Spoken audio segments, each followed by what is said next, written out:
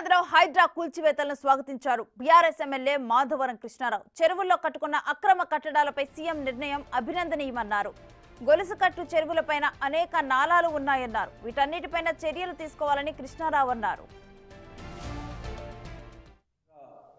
హైదరాబాద్ నగరంలో ముఖ్యమంత్రి గారు తీసుకొచ్చినటువంటి ఒక హైడ్రా పేరు పెట్టి ఎక్కడైతే చెర్లు ఉన్నాయో ఆ చెర్లలో అక్రమానికి గురైనటువంటి చెర్లన్నిటి కూడా మంచి చేయాలి అన్నటువంటి ఆలోచన ఆ చెర్లలో ఉన్నటువంటి పెద్ద పెద్ద బడాబాబులు కానీ వీళ్ళందరూ కూడా కబ్జకు గురైనటువంటి ఆలోచన ఉంది కాబట్టి ముఖ్యమంత్రి గారికి గతం నుంచి కూడా నడుస్తూ ఉంది. దానికి ముఖ్యమంత్రి గారికి హైడ్రా వలన ప్రజలకు మంచి జరగాలని ముఖ్యమంత్రి చేసినటువంటి హైడ్రా ఏదైతే ఉందో దానికి నేను పూర్తిగా అభినందిస్తూ ఉన్నాను.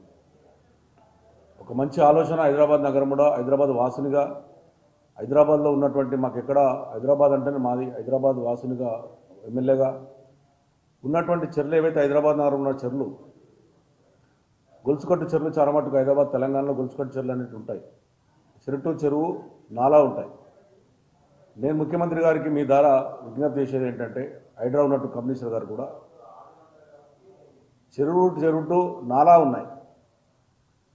ఆ చెరువు నాలాలు ఉన్నటువంటి గొలుసుకట్ల చెరువులని నాలాలలో కూడా 200 ఫీట్ల నాలలు 150 ఫీట్ల నాలలు 100 ఫీట్ల నాలలు ఇవన్నీ నాలాలు ఉన్నాయి. దానికి కూడా ఆక్రమణకు గురయ్యాయి. మరి ఆ చెరువును రక్షిస్తూ చెరువును ఇమ్మీడియట్గా మనం ఎప్పుడైతే చెరువు మీద అక్రమాలు తొలగించామో తొలగించిన వెంటనే దాన్ని ఇమ్మీడియట్గా టేకప్ చేసి ఇమ్మీడియట్గా అభివృద్ధి కార్యక్రమం చేసి దాన్ని డెవలప్ చేసినట్టుంటే పూర్తిగా తీసినట్టుంటే గ్రౌండ్ వాటర్ కూడా పెరిగే అవకాశాలు ఉంటాయి.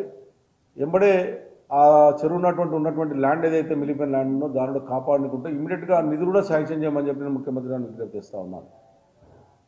మరి ఇలా చాలా మట్టుకు పట్టదారులు ఉన్నారు. కొంతమందిగా సిక్కం ల్యాండ్ ఉన్నాయి. ఎఫ్టీఏలో ఉన్నటువంటి పట్టదారులు ఉన్నారు. ఆ పట్టదారులు ఉన్నటువంటి వాళ్లకు మరి మీరు టీడీఆర్ ఇచ్చి వాళ్ళను పక్క జరుపుతారా? మరి వాళ్ళకు కూడా ఏదైనా ఒకటి ఒక ఆలోచనతో చెప్పాల్సిన అవసరం ఉంది. కమిషనర్ గారు కానీ ముఖ్యమంత్రి గారు కానీ లోబడిన పట్టదారుల పరిస్థితి ఏంటి అంటే పట్టదారులు ఉన్నటువంటి వాళ్ళు గతంలో హైదరాబాద్ నగరం పెద్దగా అయింది కాబట్టి పట్టదారులు ఇప్పుడు ఎవరు కూడా వ్యవసాయం చేసుకునే ఆలోచన లేదు కాబట్టి పట్టదారులు పోయి కోర్టుకు వెళ్ళినప్పుడు వాళ్ళ కోర్టు కూడా స్టే ఇచ్చినటువంటి సందర్భాలను చూసాం కాబట్టి వాళ్ళకు టీడీఆర్ ఏమని చెప్పి నేను విజ్ఞప్తి చేసి టీడీఆర్ ఇచ్చి ఆ ఉన్నటువంటి ల్యాండ్ను మీరు టేకప్ చేసుకుంటే బాగుంటుందని చెప్పి నేను మీ ద్వారా నేను కోరుతా ఉన్నాను. ఇక ఇదే అంశానికి సంబంధించిన డీటెయిల్స్ మా ప్రతినిధి సైదులు అందిస్తారు. సైదులు, హైడ్రా కూల్చివేతల్ని బీఆర్ఎస్ ఎమ్మెల్యే మాధవరం కృష్ణారావు స్వాగతించడం మీద డీటెయిల్స్ ఏంటి? రేణుశ్రీ కొద్దిసేపటి క్రితమే కూకట్పల్లి ఎమ్మెల్యే మాధవరం కృష్ణారావు హైడ్రా చేస్తున్నటువంటి పనుల్ని స్వాగతించారు. అయితే వాస్తవంగా గత కొన్ని రోజులుగా కూడా బీఆర్ఎస్ పార్టీ చెందినటువంటి ఎమ్మెల్యేలు ఏదైతే ఉన్నారో వారందరూ కూడా హైడ్రాని వ్యతిరేకిస్తూ వస్తున్నారు. కానీ ఈ రోజు చేసిన మన వ్యాఖ్యలు ఏదైతే ఉన్నాయో మాధవరం కృష్ణారావు ఎమ్మెల్యే చేసిన వ్యాఖ్యలు కొంత చర్చనీయాంశంగా మారినాయి అని చెప్పవచ్చు. ఎందుకంటే అక్రమ నాలాలపై అదేవిధంగా ఎఫ్టీఎల్ బఫర్ జోన్లలో ఉన్నటువంటి అక్రమ నిర్మాణాలను సీఎం రేవంత్ రెడ్డి చొరవతోటి హైడ్రా కమిషనర్ రంగనాథ్ కూల్చివేతలకు సంబంధించి మేము స్వాగతిస్తున్నామని చెప్పేసి ఆయన చెప్పడం జరిగింది. సో అదే దాంతో పాటుగా ఇక కొన్ని ఆయన ప్రభుత్వానికి కూడా కొన్ని సూచనలు చేశారు. అంటే మధ్యతరగతి ప్రజలు కొంతమంది ఎఫ్టీఎల్ లో ఇల్లు నిర్మించుకున్నారు. సో రాత్రికి రాత్రి వచ్చి అవి కూలగొట్టడం వల్ల వాళ్ళు కొంత భయభ్రాంతులకు గురవుతున్నారు అని చెప్పేసి కూడా ఆయన కొంత సూచన చేయడం జరిగింది. అదేవిధంగా కూకట్పల్లి నియోజకవర్గం పరిధిలో 40 సంవత్సరాల క్రితం దేవాలయానికి నోటీసులు ఇచ్చారు. ఇది శోచనీయం అని చెప్పేసి కూడా అంటున్నారు. అంటే గతంలో 40 ఏళ్ల క్రితం కూడా ఇటు కాంగ్రెస్ పార్టీ అధికారంలో ఉన్నది, అప్పుడు ఎందుకు పర్మిషన్ ఇవ్వాల్సి వచ్చిందని చెప్పేసి కూడా ఆయన ప్రశ్నిస్తున్నారు.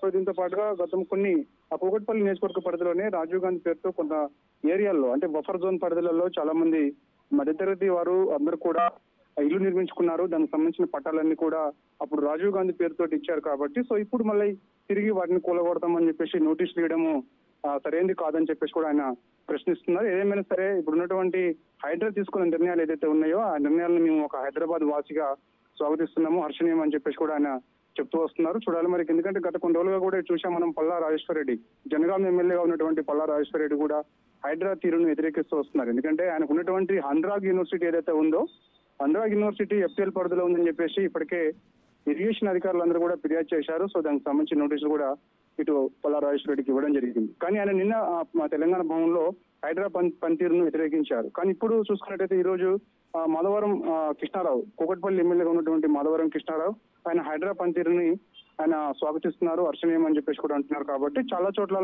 నాళాలన్నీ కూడా కబ్జాకు గురయ్యి గొలుసుకట్టు చెరువులు ఏదైతే ఉన్నాయో గొలుసుకట్టు చెరువుల్ని పరిరక్షించుకోవడం వల్ల మనం చాలా వరకు కూడా గ్రౌండ్ వాటర్ ని కూడా మనం పెంచే అవకాశం ఉంటుంది. దాని ద్వారాగా చుట్టుపక్కల ఉన్నటువంటి వాళ్ళందుకు తాగునీరుకి అలాంటి ఇబ్బందులు తలెత్తకుండా ఉంటాయని చెప్పేసి కూడా ఆయన సూచన చేస్తున్న పరిస్థితి కనిపిస్తుంది. ఇక నాళాల్లో కట్టినటువంటి అక్రమాలు ఏదైతే ఉన్నాయో వాటిపైన కూడా దృష్టి సారించాలి, వాటికి కూడా నోటీసులు ఇచ్చి కూలిస్తే మంచిదని చెప్పేసి కూడా ఆయన కొంత సూచన చేస్తున్నారు. ఏదైనా సరే బీఆర్ఎస్ పార్టీ ఎమ్మెల్యేలు అంటే కొంతమంది వ్యతిరేకించడం, తొలిసారి ఆయన అడ్ర పనితీరు గురించి స్వాగతిస్తున్నాం, హర్షణీయం చెప్పడం మాత్రం చర్చనీయాంశంగా మారిందని చెప్పవచ్చు. Renusri. Right, thank you Saidulu.